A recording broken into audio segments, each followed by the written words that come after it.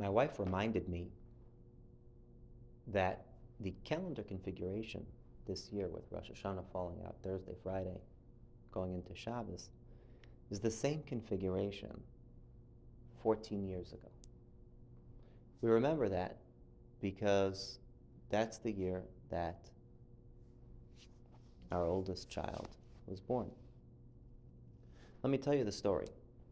We were living in Baltimore. I was in Ner Yisrael, and I was looking for adventure, looking for opportunities, Yamim Noraim, to daven, to blow shofar, to speak, to be involved. And there was a sign hanging on the bulletin board in Ner Yisrael that they're advertising an opportunity to blow shofar in Washington, D.C. What was the backstory? There's this organization you may have heard of, the Kabbala Center from California, where they have attracted lots of these celebrities, people looking for more in their lives. And the person who runs this organization, I believe, has a yeshiva background, and he knows enough about Kabbala to be influential. And they have an annual event, a conference with people from all over the world, and they meet at the Marriott Marquis in Adams Morgan, northwest Washington, a sprawling complex, 5,000 people from all over the world. And for some reason, the organization insists that it be glatt kosher. And for this event to be kosher, there has to be a team of mashgichim supervising, koshering. And that group of people had their own private room where they had a vasik and a nates minyan, where they would daven shachars right early in the morning, and by 8 o'clock it would be done, and they would go on to help with the kitchen for this event. And they needed someone to blow shofar for them. So I raised my hand. I told my wife, this is a great thing. Look, you're 9 months pregnant. This way, we could go to that hotel. You'll have beautiful accommodations, great glatt kosher meals. You won't have to do anything. And we're not going to be part of the conference. And we're also not going to be working in the kitchen like everyone else in the minyan that we're going to be with, that small minyan. They're all, the minute davening's over, they're going to go rush to the kitchen. We're going to be able to have a relaxing yontif, to go for walks, to learn. So we did. We went. It was a little bit risky because my wife was expecting any day now, and the hospital where she was planning to deliver was in Baltimore, Sinai Hospital, and here we're going to Washington. They're also being soymech. They're relying on me to blow shofar for them, and hopefully I'll be able to stay. Baruch Hashem, it worked out. We were able to stay for the 2 days of shofar, and on Shabbos morning, my wife turns to me and says, I think it's time, I think it's starting. And we got into a taxi and took us straight to Sinai Hospital in Baltimore. And the next morning, our oldest was born, Mazel Tov.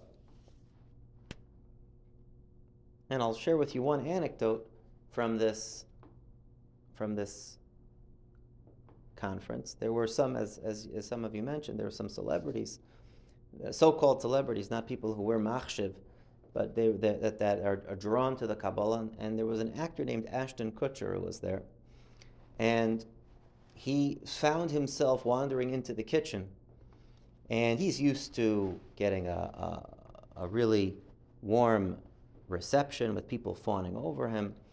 But in the kitchen at the time, there were some of these yeshiva bachrim who were making sure that the meat stays here and the milk stays there. And there's this strapping 17-year-old yeshiva bacher named Herschel who was in the kitchen straightening things out, and he sees this person walking over to him. And Ashton Kutcher says, "Hi, I'm Ashton Kutcher." And Herschel turns to him and says, "Hi, I'm Herschel. Get out of the kitchen."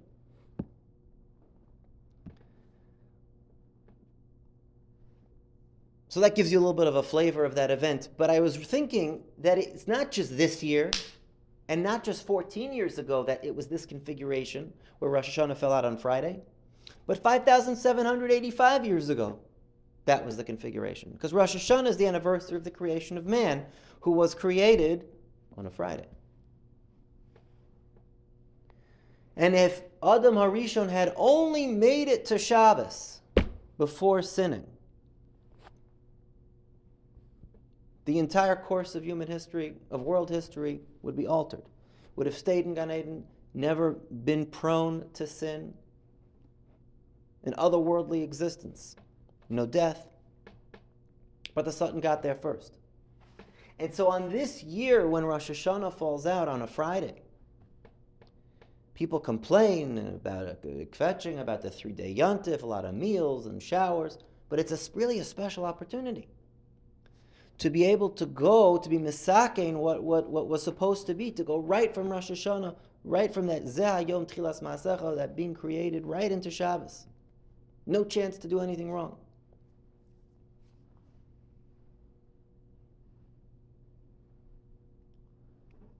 And Shabbos, keeping Shabbos, should be our focus. When we think on this Shabbos Shuva, what can we do to improve throughout the year tangibly? Shabbos is the key. If Adam Arishan had only been there for that first Shabbos complete, everything would have been perfect. Ilu, if Klal Yisrael keeps one Shabbos, miyad negalin, it's all Shabbos is the key that unlocks the Geula, the return to that state. There's a pasuk that we're going to learn tomorrow on some Gedalia in Yeshaya, Kol Shomer Shabbos Mechalaloi. It's a funny phrase, whoever keeps Shabbos from desecrating it. We sang together last night, Vishamra v'nei Yisrael sa Shabbos. We didn't say Mechalaloi. If you're keeping Shabbos, because you're not desecrating it. And by the way, did you hear that Vishamra last night? Were you here in Shul? After 2 days of Rosh Hashanah, we were Makabel Shabbos together, thundering Vishamru with that singing from the heart. Rabbeinu Shalom, it's time. We're ready. Going right from Rosh Hashanah into the Kedusha of Shabbos. But what does it mean, Kol Shomer Shabbos Meichal Eloi? It means Machul Loi. If you keep Shabbos, it's Machul Loi, says the Sfas Emes, everything's forgiven.